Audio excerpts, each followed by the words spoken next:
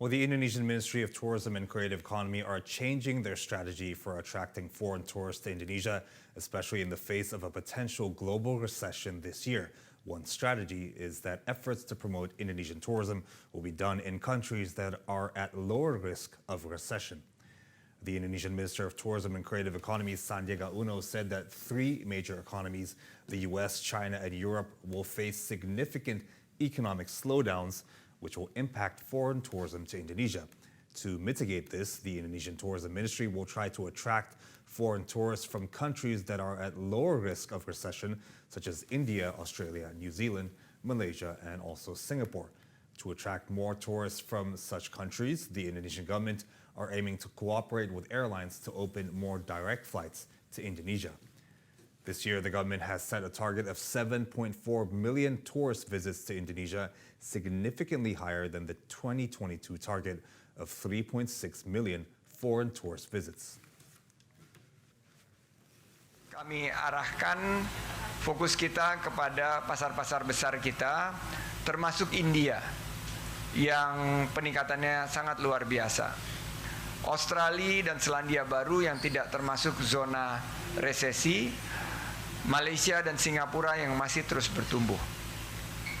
Selanjutnya untuk para wisatawan Nusantara, pergerakannya ini karena Indonesia masih akan bertumbuh sekitar 5%, tentunya harus kita fokuskan untuk mendorong pergerakan wisatawan Nusantara mencapai angka target 1,2 sampai 1,4.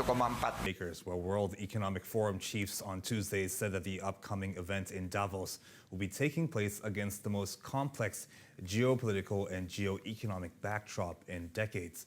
Speaking at a news conference in Geneva, WEF president said so much is at stake.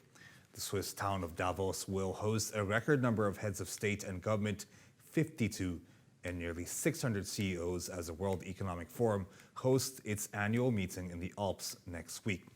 Forum organizers have announced their latest lineup for the gathering of political leaders, business executives, cultural trendsetters, and international organization chiefs to face up to the reality of a fragmented world as 2023 dawns. The annual meeting offers up a grab bag of issues discussed both in hundreds of public sessions as well as in more secretive backroom deal-making by business leaders in the upscale hotels alongside Davos Promenade near the conference center that hosts the gathering.